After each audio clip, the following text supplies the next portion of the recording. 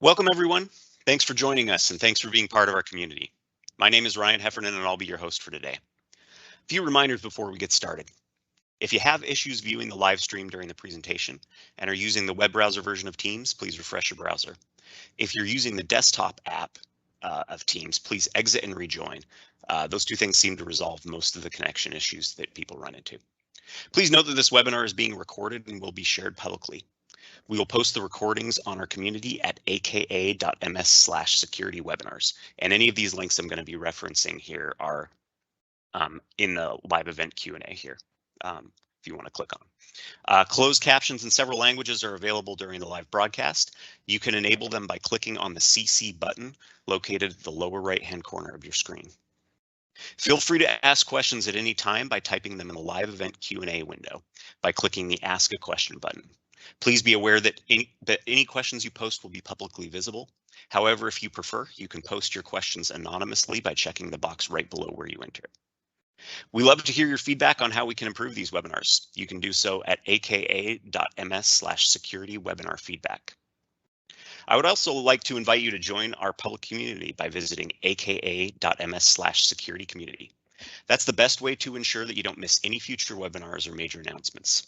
On our community, you can speak directly to our engineering teams that create our security products. You'll be able to influence our product designs and get early access to changes by doing things like participating in our private community at aka.ms/prseccomm, requesting features, giving feedback, reviewing our product roadmaps, registering for events, or joining webinars like this. We believe that the best way to improve our products is by removing any barriers between you and the people that create them. So we hope you'll join us. Today, we have a fascinating topic for you. We have special guests from our partner CriticalSTART. Charlie Smith, Merlin Clemens, and Leonard Volling will be here talking about real-world attacks and how to best leverage Azure Sentinel for incident response. So with that, I will turn it over to them. CriticalSTART folks, the floor is yours. Perfect. Thank you. So yeah, thanks for joining us today. So before I figure we can kind of jump into everything, I just kind of want to introduce myself a little bit more. So as Ryan mentioned, I'm Charlie Smith with CriticalSTART. I am the Microsoft Solutions Principal here. So I really hyper focus in the security E5 stacks like MDO, MDE, MCAS, as well as Azure Sentinel, and how to do like managed detection response around those solutions. Like Ryan mentioned, we have Merlin here. Merlin, could you take a couple minutes and introduce yourself? I'm muted, but here I am. Hey, thank you for that. My name is Merlin Clemens. I am one of the lead security analysts at CriticalSTART. We're a team of about 51 analysts that work with a slew of tools, one of those being the full E5 security stack. And so it's a pleasure to be here. Thanks. As we mentioned, we've really wanted to focus today on what we have seen in the SOC, right? Using Azure Sentinel and its capabilities and how it really enriches a lot of the alerts, the data, and to really investigate it. And when we talk with customers or people that are interested in Azure Sentinel, there's a little bit of a gap sometimes of like how to properly use it. And that's one of the reasons we want to have today's webinar is like how to really use and fully leverage Azure Sentinel. So today we're going to step through a couple things. One is like how to, when we get an alert into Sentinel, like what do we do? How do we investigate it? Like what kind of things we need to pull out. And I couldn't ask for a better host today. Merlin, he's on the SOC and helps run those teams. He's a huge mentor on that team as well. So as we have new SOC analysts, he's got a lot of experience. He's seen a lot of things as well. We also want to look at we're investigating an alert, like what to look for, what little indicators that we should be kind of pulling out, and also leverage some of the really unique capability of the UEBA feature set within Azure Sentinel. So before we get started, I kind of want to lay the land, kind of the landscape of some of the attacks that are used when we respond to alerts. So, here we have the red, user compromise, right? The way, ultimately what we see is that a threat actor either wants to land on an endpoint and spread laterally, either injecting like a ransomware or some type of malware, or they go straight to the identity, right? Straight to the user. And there's a couple techniques that they can use to compromise that identity, right? So in the orange, we can see, and I know Merlin has seen this as well as I have, is that we'll see brute force attacks, right? Just very unsophisticated brute force, right? Just guessing passwords. They usually don't get in, but it's a technique. Or most commonly, phishing, right? An email gets sent via phishing email. And then from there, right, it either will drop something on the payload, like a payload attachment to the endpoint, and an attempt to spread from there, or it will be like a URL link. They'll click on it, and it'll screen scrape, click on the link, it will harvest their credentials, and from there, right, the threat actor, they can do all kinds of fun stuff. You can kind of see here is that, they'll do lateral movements, they'll exfiltrate data, and but basically try to gain as much information as they can. And in fact, and today, we actually went through and did full-on compromise an account, these techniques, and we're going to show you those as well. Kind of moving forward here, one thing I do like to highlight is, when a user gets compromised, right? Like we kind of look at it like, what do they all have access to? So that, that's email, the attachments, right? It's OneDrive, everything that's loaded in OneDrive, Teams as well. Like a lot of sensitive data can be in there. If it's an organization where, Azure AD, right, is the primary identity provider, right? You can do potential pivots into other systems like Salesforce, Workday, ServiceNow, etc.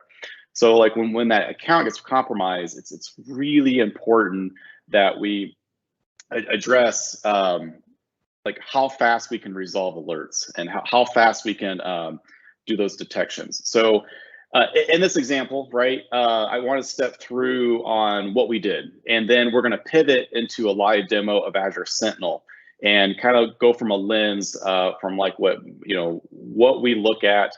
And I'm going to be really leveraging Merlin on this because he has some great insight of things that he does and what the SOC does as well. So, very, very common, right? We'll use we use a phishing attack here. We use some tools that are available, right? In this case, we use social fish. Basically, we said, hey, we're going to scrape this login page. We're going to make it look very similar to a Microsoft login page, right? But you'll see that the URL in the screenshot here is not Microsoft. So then from there, we will take I did a script and I generated an email, sent it to the user here, very unsophisticated. We can make it more sophisticated, but for this demo, right? I spoofed the Gmail account, changed the display name there, but I have a URL I want them to click on. Once the user clicks on it, right? I'm able to, I'm having the user put in their username and credentials, right? You'll notice the URL, it's not Microsoft, it looks very similar. And then from there, we harvest the threat actor, right? I can see we have detection and someone actually clicked on it. And then from there, we see what account was used and the password. And just to be completely transparent, I'm going to back up really quick. This technique here, we really had to really loosen the MDO Microsoft Defender for Office to make this happen. So like when I had like everything deployed, everything correctly set up, like this email got trashed every time, like MDO kept eating it every time. But reality is, when we do configurations on it, really an email system, its current state, and sometimes we'll see sysadmins will sometimes drift the policy or get too loose on the policy and start allowing some behavior. And in fact, this one here, we had to do it such as that. We had to allow this one to even get in there. But that's real world, right? That this stuff does happen. Merlin, I'm gonna put you on the spot. Like, yeah. I know you've seen stuff like this where a misconfiguration can Mhm. allow threats to come in. Like, what do you do then? Like, Yeah, what's your totally. process? So it's kind of it's interesting, right? So in reality, tools out of the box are only so good. So it doesn't even have to be a misconfiguration as much as it could be just no real configuration post setup. You know, a tool's only going to be as good as the individuals that are setting it up, making sure that it's configured properly, and then monitoring. And so oftentimes, you know, you were talking about how we had to loosen the configuration, that this could be a more advanced or more sophisticated attack. But the reality of the world is that a lot of enterprises, a lot of people aren't going through and using best practices. And so we do see that where we'll see attacks come through. And one of the first things that we want to do is answer the how did it get here? Because, like you mentioned, having to loosen those configurations to make these attacks work means that there are easy configurations to do to protect from this kind of phishing attack. And so one of the first things that you want to do is go, all right, so how did it get here? Did we configure everything correctly? Or is there some other issue that we're seeing? And then what we can do is we can either make those configuration changes, offer those configuration changes, and in a perfect world, we've caught those configuration issues well before it becomes a phishing issue, Yeah. where somebody has clicked a link and gotten popped. But it's all about that when you're using these tools and you're going through the onboarding process of spinning them up, making sure that you've got people that are following best practices, that you're getting input from, if you need help from community, if you're a smaller team, like the Microsoft community is great at helping with configurations and what kind of things to look for. There's a lot of information out there to utilize. And so if you're a small shop that's trying to figure this out, configuration is the first step. And when we catch that, it's always well, did they get changed? What was the reason for the modification? Yeah. Is this something that the sysadmin just wasn't aware of? Is it a setting that we weren't aware of that now needs to be modified? Yeah, and like the next slide I'm going to show here is a good example of that, right? It's not always the technology, especially with a lot of the Microsoft, that E5, the Defender suite. It's not that it doesn't detect like the threat. Sometimes it'll over detect, and or in this case here, right? What I did here was that I went to www.office.com. I entered the username, the password.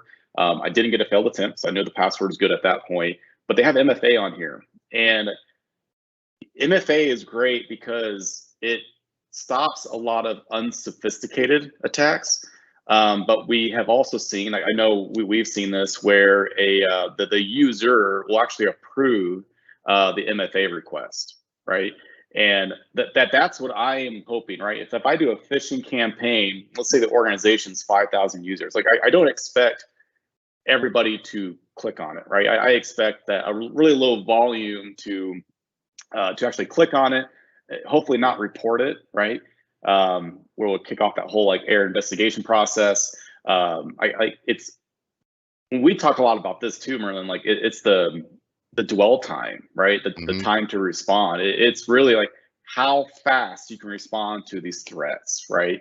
Like what is a general practice like when we think about like an SLA? You know, like when we think about that, like what's realistic to respond? I mean, realistically, and that's one of the hard things, is that's going to depend on like team size and what your full stack of tools is. In a perfect world situation, you want a response time sub 1 hour. In a perfect world, you want a response time sub 10 minutes, but that's not necessarily realistic because, like you're saying, phishing is one of those things that is beautiful and scary in the way of like, I'm just going to send out millions of these, and eventually I'm going to find, like we were talking about, a configuration that's not set up right, or a user that, like you said, is just going to click the allow because maybe it's been a week where their Outlook or their MFA has been acting up and just constantly querying them for a token, or they've been logging in and they just don't think about it and they just hit accept. Yeah, and I like that. perfect world, like it would be 10 minutes, maybe an hour, because like let's step through what I was able to accomplish. I think I was able to do this within all in 15 minutes. So again, we're kind of like setting the lay of the land, and then after this, I want to pivot into the Azure Sentinel console and really like chase this alert down that was triggered, or alerts. So like within 15 minutes, right? One thing I wanted to do, I want to establish persistence. So what I did was I pulled out my mobile phone. I went to the users, basically I set their security info. I added my phone, the Authenticator app, to approve, right? I made it part of the profile now. So now I can approve MFA requests now on my mobile device. I don't have to rely on the user anymore. So I needed them to successfully verify it, right? One time, that was it. So then now I have a way, like a backdoor almost, to get in all the time. And from there, I went in and I wanted to set up some mail forwarding rules, because I want to do some data exfiltration, and I want to do just copy them, right, and send them out. Again, not all of these are successful, right? There's preventative measures on the back end that can stop this, but this is like common stuff that we have seen threat actors do. So from there, I went in and I jumped into their OneDrive. I dumped everything. I did a mass download. I grabbed everything that they had. And then, because I'm malicious, next what I did was I uploaded malware to their OneDrive. That's what we see here, that this file is malware. It was, I'm hoping that they'll sync their OneDrive again to download this malware, and like cross my fingers that they don't have a really mature EDR solution like MDE to detect it. And then I wanted to do more lateral movement in the cloud, right? We talk a lot about lateral movement on premise, right, from to a DC and all that, but reality is, like, we're kind of talking about this. I look at life right now, BC and AC, right? Before COVID and after COVID, we're kind of like in an AC world. Like after COVID, we a lot of us started working more for remote. That kind of pushed the identity outside the perimeter, right? So we're all in the cloud. I really wanted to then take this file and I started sharing it with people within the organization and hoping that they will like click on it.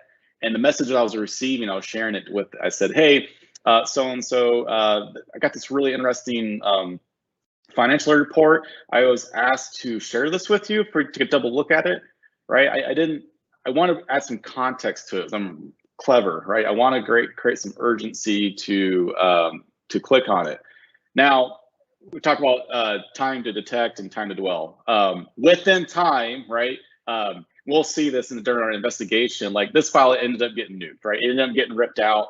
But for the hot moment I loaded this, right, I am trying to spread as quick as possible because I need to maximize the time that I have while I'm in this environment, right? So that's what we're going to step into next, right? So again, we're going to be kind of touching on time to detect, time to respond. We're going to review the incident. We're going to review the events associated to that incident. I'm going to start correlating events, right? We'll talk about this. When we do investigations, it's kind of our belief system. Everything's about context. I know Merlin can give some great examples of like, in fact, if you don't mind, can you give you like a 2-minute example of why context was really important to have? So like, I'm thinking about a scenario where like, maybe something looked really bad. We were about to host isolate maybe a machine, but we didn't based on some conditions because it was maybe a false positive. Like, you have anything to share, like any war stories on that? Yeah, absolutely. I mean, there's literally hundreds of those, and we'll just kind of talk about context mattering, and then I'll get into like why it mattered for a false positive and why it mattered for a true positive. But that's really the key there. Is context is going to give you that extra information that lets you know whether or not something is a problem or not. Looking at a one-off event, like if we only had out of your demo that one piece of malware, and that's the only information we had, right? Well, that's a piece of malware that probably got quarantined. It got handled by the tool. If we don't have the context of where did it come from, where is that account traveling and moving across the environment, where, were there MFA adds to the account, all of that, all those steps back are the context needed to see that that piece of malware is part of a bigger issue inside the environment. You have an active attacker with persistence there. But if you're just looking at that one spot of malware, that's not going to give you the information to truly understand what's happening. And so that happens often with us. For instance, with one of the recent attacks where people are copying the shadow volume, that new vulnerability that came out, having the context of when is an admin actually following the Microsoft recommended steps of getting rid of the shadow copy versus an attacker copying it. You know, the context of, is this an admin doing things? Do we know the admin? Do we understand that they have had normal access to their account where we're not seeing external connections? Cool. All of that context of these are normal things that that user is doing led us to believe that this is most likely them following Microsoft recommended actions. Whereas in the context of like a true positive, where kind of like we were talking about with the malware piece there, you're looking at obfuscated PowerShell that's come across and is running on a device. That is very common, especially from phishing attacks once you've downloaded a file. So with the context of obfuscated PowerShell, cool. Let's say that you deobfuscate it and you're looking it over and it doesn't look like you understand it that much, or it doesn't look like it's that bad. Maybe it's making some connections and downloading something. Admins will run scripts like that if they've got things that they're hosting. But where did that script come from? Where did that PowerShell command run from? What ran it? That context of you have this, it was ran because a file was downloaded from an email that was opened. It's that context that lets you know that that PowerShell didn't originate from an admin. It originated from an email that we can then trace back and see as an external email where a user downloaded it and it was able to move up in privileges, get a system access, and then run PowerShell obfuscated commands and download additional binaries. It's all of those that could one way or the other lead you to a false positive or a true positive. Yeah, I think one of my favorite ones that we've seen is that when they code that PowerShell in base 64. Oh yeah, that's you see that so often because it's a very common thing for sysadmins to do. And so why not use that to your advantage as an attacker? Yep. All right. Let's jump into it. So we kind of did the lay of the land, right? We jumped in, we did some phishing attempt to compromise the credentials. We logged in as them and did some really fun stuff, right? So when we're looking at this, right, what triggered this? The first one, right, is I opened up a Tor browser and logged in as them, right? That instantly, we saw it, right? We saw the screenshots. Microsoft recognized that the source IP, right? Hey, this is suspicious, right? You're coming from an IP address that's anonymous. Is it malicious? We don't know yet, right? But definitely suspicious, right? Like, well, why is someone trying to access corporate resources using a Tor browser or from an anonymous IP? It's suspicious. Let's be honest. The practice of it itself, I think a lot of us use like a private VPN of some sort. I think that's fairly normal, but when we start bleeding in, but right now we're looking at this. So this is the alert right here, anonymous IP address. What we don't know is that that all the stuff that we did, right? We don't know it yet. This is the first lead that we have, and we'll look at the full details, right? So I'm looking at the IP address. We have different entities. So entities could be a file hash, IP address, host name. And user, there's a whole list of what an entity can be. So in this case, there's only two, right? We got an IP address and a user. That's it. So my mind starts like kind of going. It's like, okay, we have this alert, right? Here's the entities, and we can kind of click here and kind of like learn a little bit more about who these people are, right? So I can kind of click here on the IP address, and we can use some of that UEBA feature set that Microsoft has to enumerate what those look like, and I'll let that load. Have we seen this IP address before? Is there any other alerts associated to this IP address? Is there any other behaviors that we should learn from this, right? And then where else? Here, let's kind of pivot back really quick. Let this guy load. So we can see the alerts associated to this, right? So like already I'm like, oh wow, like just looking at the IP alone, I can step back and look at the context. Like, is this a bigger impact? Is this not? So that's good information. But really what I kind of want to know is more about the alert, really the sign-in that was responsible to trigger this alert. Like, give me more information, right? Did they come from a trusted device? What browser, OS? Like, I need to know more about it. So I'm gonna come in here and click on the alert.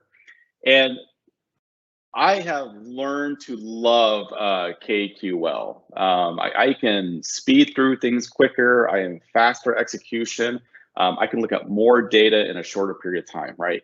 Merlin kind of talked about it. Time is of the essence. Like, we want to move as quick as possible. And punching in KQL queries that we have canned, saved, ready to go, locked and load, we can run these all day and get what we need. So I know there's two things I really need to know about this, right? One is I need to grab the request ID. We talked about, hey, when you look at an alert, like, what are some of those things you need to look for? One is a request ID, and that is down here, right? The request ID. And why is that important to know? Here's why. So for every Azure AD sign-in, right, it generates there's a unique identifier known as the request ID that gets assigned to it. And if we pull that sign-in ID, we can learn a lot about everything about that sign-in.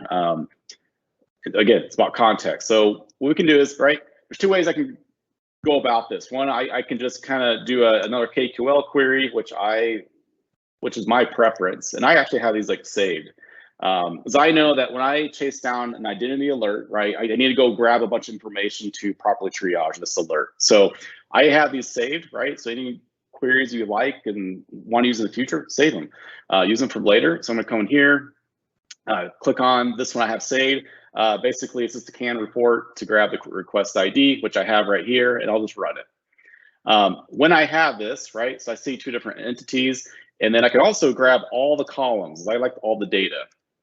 And from here, right, I can kind of look at what about this. I already know in my mind what I need to be looking for. So I understand this looks a little different. I mean, you can, jump into, Azure AD. This takes a lot longer, right?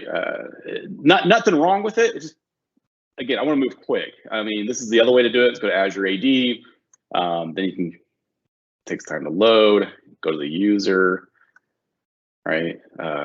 Loading, again, not bad. I'll search for John Doe, go to John Doe, right? Sign-ins, and I'll look at enumerate all the sign-ins for this account, and I can come in here, go grab the request ID at the very top, apply. I don't think I grabbed it. I did, okay. Hit apply, I'll pull it, which is good, right? I mean, this is a really great a graphical interface, but I do need to know more about the device info, the basic info, the client app that was used, the user agent. I mean, this is one way to do it, or you can just come in here and say, grab me all columns, and then I can quickly like zoom across, like, all right, I can look at all the attributes at once. And when you're looking at a lot of data at one time, I can bleed through this rapidly fast. So here, right, so I'm really curious about the sign-in. This is the sign-in responsible for the alert. I want to know, did this come from a trusted device, right? So I'm going to go to device detail, and it's blank. There's nothing here. What appears to be like this came from a Windows 10 operating system. They're using Firefox as the browser. This did not come from a trusted device. So this is not Hydra join. This isn't AD join or enrolled with Intune. This isn't even a BYOD device, right? Azure AD registered. So nothing bad per se. It is certainly interesting. If you look at the details, right? I'm really curious about the city, the destination they came from. I'm also curious about other information. Did they get past multi-factor authentication? In this attempt, they did not. Look like I got interrupted. So definitely suspicious, right? I don't see, there's like user agent data that I want to look at. Did they use like a legacy authentication? I don't see any of those evidence here, but I'm not done yet, right? I want a little bit more here. And Merlin talks about context, right? Like, okay, well, this is a sign-in. All right, well, let's go look at, let's go check the IP address. Did we see any other logins from this IP, right? I want to look at, was there anything else? So we'll grab the IP address, couple ways we can do this. We can rerun this query here. Then come in here and grab the IP, extended properties. So here, I just want to grab the IP, right? Again, I can do the same thing from traditional Azure AD, right? Like you can do a filter, look for all IPs, but I want to look at a lot of information at once. This makes it a lot quicker. Again, speed, right? I want to use a sign-in that I have, like a query here. Let's put in the IP address, which we've already done. We'll hit run. And then these are all the sign-ins in the last, let's do 24 hours associated to this IP address. I want to know, was it just John Doe? What was it? Was it Merlin logging in from this IP address? What was it? Someone else? A good example is we were investigating an incident, and there was a sign-in that Microsoft flagged as malicious IP. And when we went to investigate it, right, we did this exact same enumeration, right? Give me all sign-ins associated to this IP, and it was littered across the entire organization. There's a whole bunch of accounts from this one IP that Microsoft has flagged as bad, trying to hit Exchange Online. And it was a little bit of a scare moment. We're like, oh shoot, like, is this a bigger impact, right? Like, who is this, right? It turns out when we did a reverse lookup against the IP address of who owned it, it was owned by a well-known, I don't want to drop their name, someone that's very prevalent and known in the industry. And we went back to the customer like, hey, we saw this IP address. Do you guys use this service? And they're like, we actually do. And if you look at the SolarWinds report, that happened several months ago, this organization was popped, right? That they got breached from that SolarWinds hack. And then from there on out, Microsoft saw bad activity from this IP address and started flagging it as such. The takeaway here is this incident, it was actually a false positive. It was a legit connection, but it looked really bad, right? It's about context, like stepping back, because at knee-jerk reaction, we were seeing, especially when I've seen like malicious IPs that have been detected by Microsoft, it's typically bad. And you really want to respond really fast, right? You want to disable account, revoke session tokens, right? You want to like execute. And you look at how many people could be impacted, it's quite a big few. So kind of moving on. So that long-winded, right? That's what I want to know. I want to know who else is logging in. So right now at this moment, I see it's very focused to John Doe.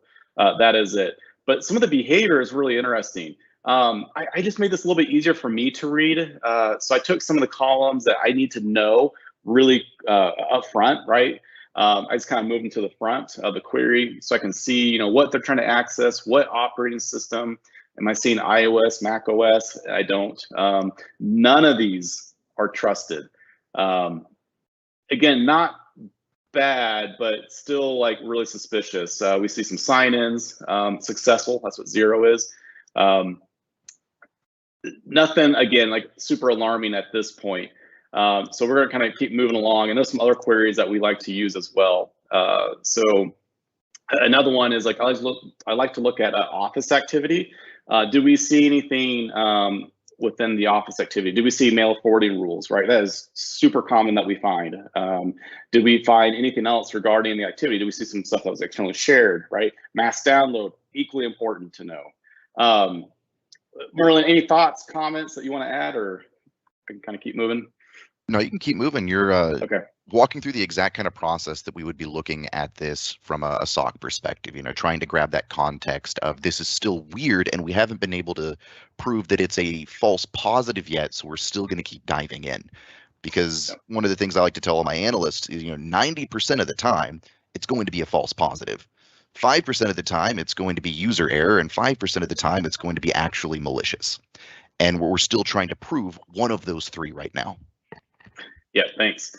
Yeah, so again, I like to have all the columns because I like to sweep really fast, quickly across, like, at least for me in my eyes, right? I know Merlin can agree with this, but like having looked at and been in logs for so long, we can kind of like burn through these pretty quick and look for anything out of the norm. So I'm just looking for like Office activity. Are we seeing, okay, we see a lot of, files being viewed via SharePoint. We're seeing, okay, so here's the mass download. Oh, let me change the time. I'm sorry, I'm super lame. I have to use local time, not UTC. I can't do that calculation in my head. So this is very close to the time when that alert was generated. So I saw a mass download after anonymous IP login. That now it's starting to kind of like look suspicious. That is not a common activity that typically looks, hey, this is like good behavior. So we're kind of cruising through. Download. We're kind of looking through. So this is all from OneDrive.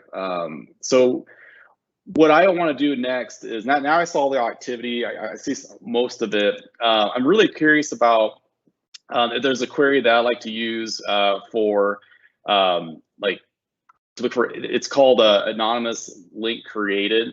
This is just one of those canned queries, like just run it regardless, right? Anytime you see an identity type activity, like let's just go ahead and run these all together and just kind of look at it to see what's going on. So this will basically identify, like, did this account create any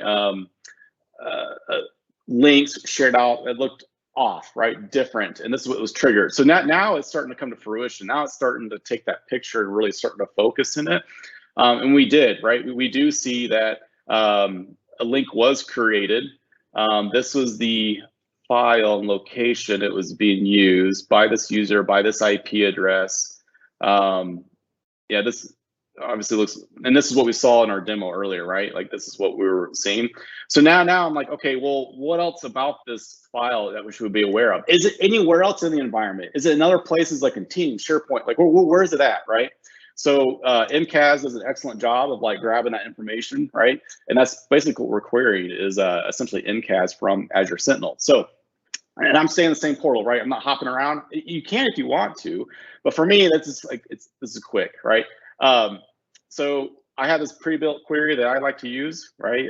This is Office activity where Office object ID contains, right? That's the column here. Does it contain? I don't care about the full path because I'm more interested in the file name, right? If I just did file path, right, it's absolute, and chances are I'm really curious, like, is it anywhere else? So we'll run this query here, one or more activity. So we run it, right? So give me anywhere this file has been mentioned, right, in the last 24 hours. And this is where we see, okay, we saw the anonymous link created. We see a file and sharing set, all right?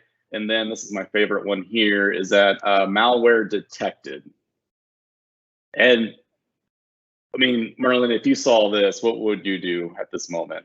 I mean, at this point, again, we're trying to prove that one of those three things: false positive, user error, or malicious intent. And this is starting to look more and more like it's actually malicious. We've got a bunch of actual connections, like they were successful mass downloads, and now a malicious file on the host that's nowhere else in the environment. Because that's one of the other things that we like to look for. Again, context is sometimes false positives happen on malware. Is this a file that is used throughout the environment? It is just being caught. Doesn't look like it. Yeah, and one of the questions I get asked talking to customers, like, well, doesn't when I upload malware, we do so. Like my counterpart, Ronald Prasad here at Critical Start, this lab environment, we trash on it, right? Like we upload like ransomware to see that does OneDrive or MCAS and those components, those technologies really detect it, and it does, right? And some of it's instant, some of it, there's a scanner that takes place, right? It's always scanning that repository. So like yes, the initial upload, but within really quick, I mean, you can look at the timestamp. I mean, within 4 minutes, right? The time it was uploaded and saved, right? Into the time that the threat protection caught it, right? It took it, quarantined it, and basically pulled it out of the environment. So at this point, I'm starting to, like Merlin said, like this looks really suspicious, and I want to start taking action at this point. I mean, Merlin, would you say, hey, this is compromised? I mean, is there anything else you would want to know at this point? I mean, at this point, even if it's not compromised, even if we can't 100% prove that, this is weird enough and malicious enough looking that I would absolutely take action and continue an investigation. because then we need to look at where did the file come from, and then we start the analysis of the malware. But there's no reason to wait until that point. That is one thing that Agreed. happens in security, is they want to wait until they have the perfect answer at the end to do things. No, revoke the session tokens, maybe even isolate the device, any device the user's logged into, then start the investigation, so that if it is a false positive, at least you've made sure that it is contained and nothing bad is happening. And it's a false positive, cool, no big deal. But if it is actually malicious, then you have taken action to contain it, even though you may not have the full answer yet. You're right there. Yeah, and another query, a canned query that I run, right? So like when we see mail forwards, right, that's it gets captured in the audit logs. So this one here, right?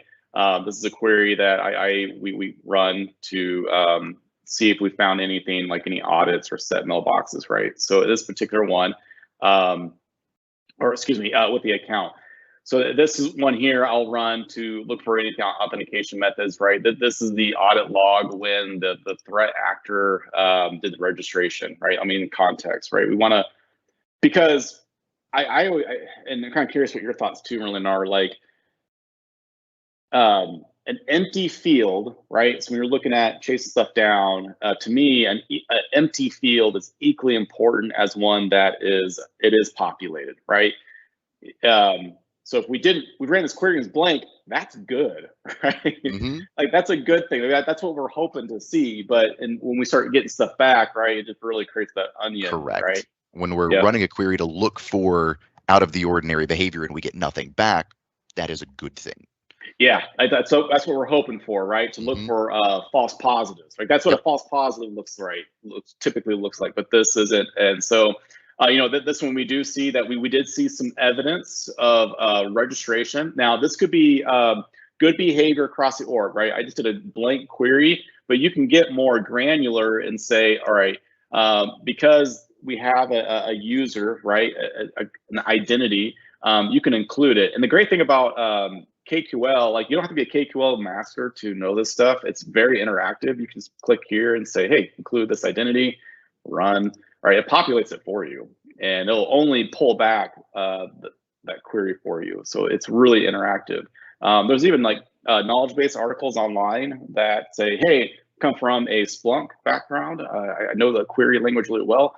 Microsoft has published articles that say, oh, by the way, if you're a Splunk user, hey, here's the equivalent, right? Run this query in Splunk. This is what it looks like in Azure Sentinel KQL. Or if you come from another, SIM, like they have those translations. They even have one for SQL. Like if you know select statements, by the way, it's over here. Is how you do it. And the beauty behind, like I think KQL again, is that they have this laced everywhere, right? If you go to MDE, they use advanced hunting there. The new security portal. The new security portal is amazing. We heavily use it, right? That schema that's available is incredible. You can pick from identity to endpoint to even email and correlate those together as well. So kind of moving on, just kind of, beating the stick here. So again, these are just things that we just need to be checking for, right? In the hopes of, to hope we don't find anything. But in this case, we definitely are. We're looking at the blast radius, the impact of what we're seeing. One thing I should mention, I think is really important. If we find an evidence like this, you can click here and then you can add it as a bookmark, which we'll do here. And bookmarks are a great way to say, okay, so I have these really good evidence. I want to associate that to the actual Azure Sentinel incident, so that when I go to review, right, the actual incident, let me, do I have one up already? Let's go to over here. And once I have the incident pulled up, right, let's go in here. It creates like this really great story of when stuff happens. So as you're bookmarking, you're taking these queries that you find are relevant to this case, you can bookmark them, you can add them. And it'll automatically populate like the timeline, right? It gives you the attack chain timeline, which is really important, like where it possibly started and where they went and pivoted. So it creates this story of what's happening. You can click here, right? It produces the evidence that was associated to that query. So From here, and there's some really great ways to visualize this as well. I want to leave some time left at the very end for Q&A, but here, this is another way to represent the data, right? You can come here. We saw it, the alert where it started, the two different entities, like we mentioned, and here you can click here and say, all right, are there any alerts associated to this? With this IP address, is there any other accounts, right? And it'll keep kind of exploding out, or it'll tie it back to the account. Same thing with John Doe. This one's gonna be really messy because he gets beat up on a lot. You can look at other related alerts, right? And it keeps expanding for you. So there's just really great ways to look at the data. Again, there's timeline in which the events happen, right? It kind of builds that out. But here's my all said and done. Where the tire really meets the pavement is, for me, is the automation that we can do around this. Now, I showed you the manual way to do this, right? In fact, we can create Azure Sentinel playbooks and say, hey, anytime an alert is created based on this criteria, like an identity, we just know that we need the following information, right? We can create a playbook to go grab that for us and drop it into this incident. Or we can say, and I'll step it really quickly. Or we can say, all right, I've confirmed, like this looks bad. Oops, let me step back, my bad. Come here, we can look at available playbooks that we can kick off, right? So we have, this is the one that I typically use, it's the block AD account. You can come over here, click run, we'll execute, it'll disable that account, but we can take a look at it and see all the cool stuff we can do with it. So playbooks, also known as logic apps, and we can look at the flow of what we're doing here. First, we're anytime when the alert is triggered in Azure Sentinel, go get everything about the incident, go get everything about the account like that we would possibly need, and then from here we want to disable the account in Azure AD, right? Account enable equals no. We want to refresh the tokens. We want to kick everybody out, right? If the threat actor is still in, we want to kick them out, right? So that's what we're going to do. We revoke the session tokens. Then we're going to add a comment to the incident to update it, right? Hey, this got kicked off. So as analysts are reviewing it, we can kind of track what the status is. And then I like to use Microsoft Graph for a lot of great things. And the reason I use Graph in this case is that I want to go grab the manager's information, right? This account, go grab the manager information, and I'm going to parse it, right? I'm going to grab their maybe their email address, their phone number, location, etc.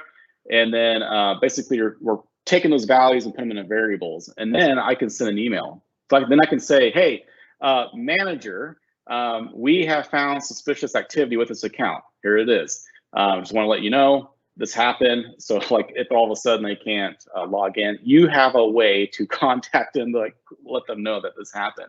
And these playbooks are endless.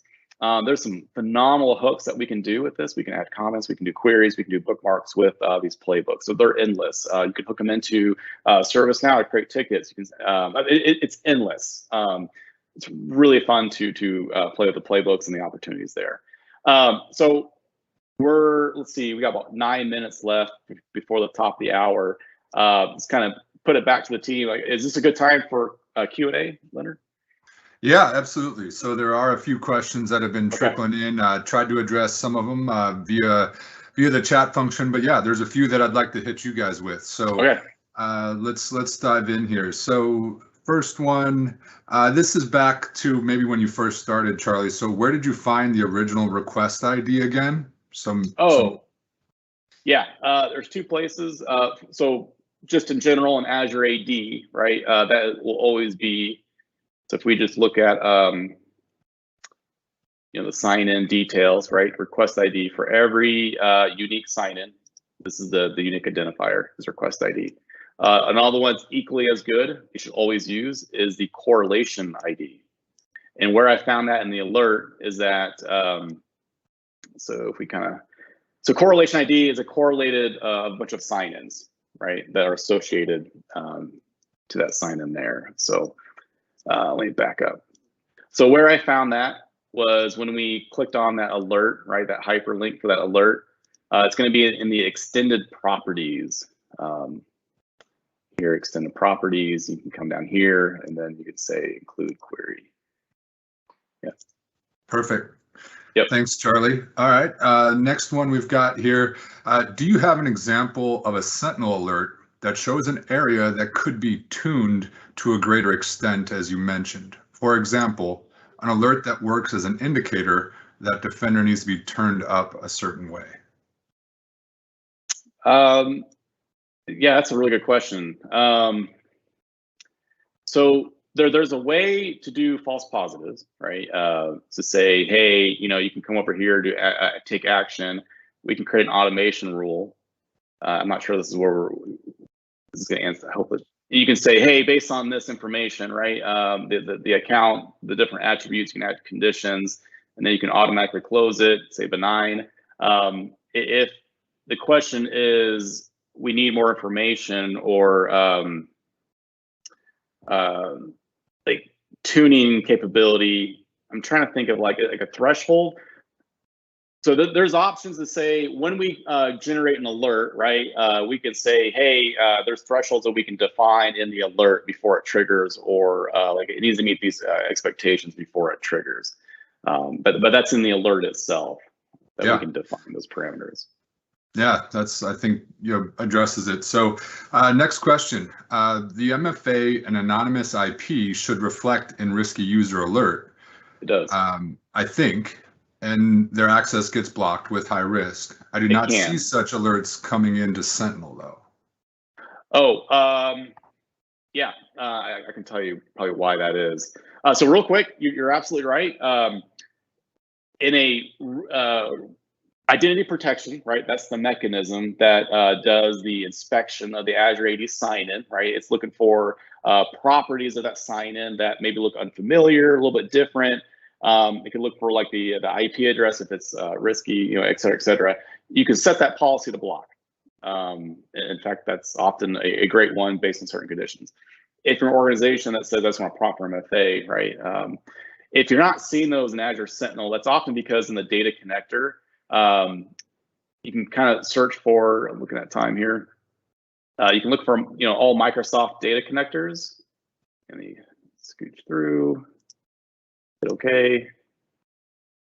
So there's a couple ways you can do this, right? One, MCAS, depending on how your MCAS configuration, there's a policy in there where you can say, hey, any alerts that are generated by identity protection, right, only generate for like high severity or medium and high. You have to adjust that policy, but that's done in MCAS typically if you want that detection from MCAS. Otherwise, you can come into that's NDI. Sorry, let's see, Defender. Sorry, I'm losing my space here. Yeah, here we go. So under the connector, right, you can come in here and say, so for every connector, there's a whole slew of alerts you can create. One of them that commonly gets missed is under next steps, where it's universal for every. There'll be a rule that says, hey, anytime, let me back up. Anytime that this technology makes a detection, go ahead and create an Azure Sentinel alert. That's typically where I go to. So here MCAS, open connector. I'll be done here in a second. Yeah, right here. Create incidents based on Microsoft Cloud App Security. Click on create. There's one for identity protection for other ones. That'll create it in Azure Sentinel for you. Perfect. Thanks, Charlie. So Merlin, I might throw this one at you. And I don't know that this has to be specific to Azure Sentinel, but the question was, Azure Sentinel detects SQL injection attacks. How to actionize, or how do you respond to SQL injection successful attacks? Oh man, okay, so successful attacks. So the problem with that is really your goal with that is to have like a WAF set up or to have protection so that the SQL injections are going to get caught and blocked, obviously. Perfect world situation. When you're reacting to a SQL injection, one of our first steps is going to be isolate the device that was attacked. If it's a server, we want to make sure that that server is not going to go down.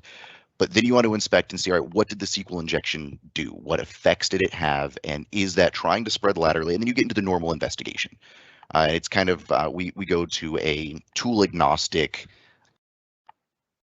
investigation style where we're going to follow the same similar steps for any kind of compromise. So if it's a SQL injection attack that's happened, we want to make sure that we've taken that device, removed its ability to move laterally if there's any attacker on the device, and then start tracing that back, block the connections that we saw from the SQL attack, and then investigate and see what did the attack do, what were the effects of it, and start the remediation actions. Great. Thank you, Merlin. So I know we're quickly running out of time. There are a few more questions. There was a few folks that wanted, more information on kind of those queries, Charlie, that you were sharing. So I don't know if we have an established way to share those queries. I don't know if we can just point them towards a GitHub of some sort. We can certainly talk with Microsoft and see what's options, but there's a great community out there, right, Charlie? So I don't know if you can. Yeah, and I can help with that in terms of we can I'll work with you folks to make a post on our Azure Sentinel community where you can post links to wherever you're sharing that. Okay. In fact, I've just pasted a link there, anticipating that. So I'll help you folks create that. And if people will follow that aka.ms/Azure Sentinel community, I'll work with you to make sure we get a post there that links to all those queries and playbooks, because I know people are very eager to go try this for themselves after looking at all these great techniques. Yeah, great. Well, I think that there's certainly maybe a couple more outstanding questions, but I know that's bringing us about a minute up to the top of the hour. So, we can try to drive through a couple more, or I can hand it back to you, Ryan. I think so. If you folks are okay running over, we can take a couple more. Yeah, I can linger longer. Okay, great. Yeah, let's take a couple more and then we'll wrap it up. All right. So there was a question again about queries. So this individual said, what is the difference between contains and has in the KQL query? Is it faster? Does it lack information? Yeah, I primarily use contains. There is a speed differentiator. I don't have the exact metrics. For me, I primarily use contains. Like if it mentions this, that's what I typically go to. So sorry, you might be hearing sirens. Sorry, I live in Kansas City, so we get a lot of tornadoes here, and it's the first Wednesday of the month, so they test off the sirens. Right on. So you're not in Kansas anymore, Dorothy. So, we'll end with, and this is one we had talked about, right? So someone had posted, can you point me towards some learning resources, right? So Merlin, if you want to quickly maybe just talk about, how people can get started as a SOC analyst, and where you would maybe point them, and then Charlie, if you want to come over the top and offer anything Sentinel specific, and then we'll close on that one. Yeah, totally. So I kind of mentioned this a little bit earlier when I was talking about like product agnostic training and investigations. That's really the start, is getting a foundation of security knowledge. Your CompTIA, A+, Net+, Sec+, any of those industry-wide certs, and getting an understanding of what are security threats. And then you can start going into the training that, like, Microsoft has some fantastic pages on their, I think they call them their ninja courses for all of the different products that are just absolutely fantastic. And if you're wanting, like, you've got your base knowledge of security, information, IT, and then you could start diving into, those products if those are the ones that you're working with. But the real key in getting into security in general is getting that foundation and not focusing too much on tool-specific training. Get an understanding of what is the security landscape, what are the threats, how do you typically respond to them, what is an investigation style that works for you, what are the normal things that if you didn't have security tools that you would do on a host to find out this information, so that when you get into the security tools, you already know what information you want. You're now just leveraging the tool to do it faster, more efficient. Yeah, if I can kind of piggyback off that one too. I really like what Merlin said, because Microsoft uses that MITRE attack framework, right? So when an attack comes in, there's a mapping to it. You'll notice in the alerts that they'll even map it to like, hey, we saw this alert. this looks like this is part of this type of attack micro framework. It's really important. There's a reason why they use it, because it's really effective. In terms of like training, Microsoft, like what Merlin said, they have that ninja training. I kind of shared it really quick on the screen here. We can put that in the chat as well. But anybody that's really interested in these technologies, they have a breadth of everything, right? Like if you're really interested in MDE, like here's the start, and they get progressively more mature and a little bit deeper in the technology. They step you through like some of the KQL. Not hard. That whole portal is interactive. You right click on something, say add. I mean, it will add that query. You can blaze through it pretty quick. So that's where I start to lean towards is they have that great foundation. That's the ninja training. Yep. Well, thanks, Charlie. And I put that in the post in regards to the question out there. So that is under the published Q&A. I am going to ask one more real quick, and this will be the last one. We had a couple of questions about the playbook. So Travis just put something in the chat that said, hey, can we get a rough outline of the block AAD user playbook steps? And I think, there's other people that have asked, can you expand on the logic apps and some of the functionality, that you found to be valuable with that SOAR capability? Yeah. Oh man, I love this question. So really, there's a lot of methods to the madness, right? There's a lot of ways to get the job done, especially when we revoke session tokens. You can use Microsoft Graph purely to do revoke session tokens and disable the accounts. So that's one. So if you're more comfortable doing a REST API, there's a whole platform for that. If you're more comfortable doing that same procedure via MCAS, MCAS has an API.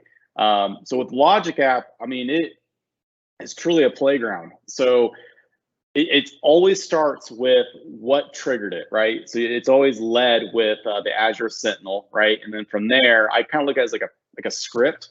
Big PowerShell guy, scripting. I like to get information first, right? Go pull all this information and then execute. That's kind of the method that I like to use. So you'll notice in that Logic app, I start with when a Sentinel alert is generated, go grab everything about that alert, right? The entities and so forth. And from there, go ahead and grab information about the account because I might need it, right? And from there, I want to execute. And Sentinel, there's an Azure AD plugin. So on the Logic app, you can type in Azure AD and it'll give you a list of all of its capabilities, right? It'll say, hey, you want to send an email, you want to disable the account, you want to do a lookup, like it's all there, right? So it's very like simple from that perspective. That's typically where I go. There are some phenomenal repositories. Literally, if you do I was going to say Google search, but this is a Microsoft, so I'll say Bing.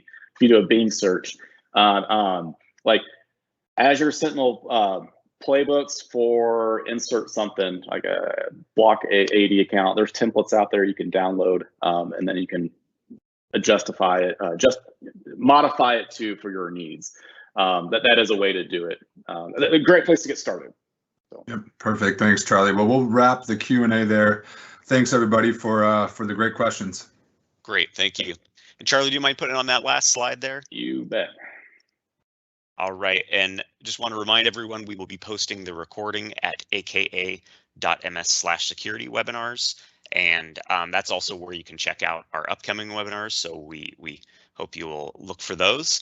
I want to thank Charlie Smith, Merlin Clemens, and Leonard Volling with Critical Start for a fantastic presentation. This was really great. Thank you guys. Most of all, I want to thank all of you for being part of our community, and we hope you'll join us next time. Thanks and goodbye.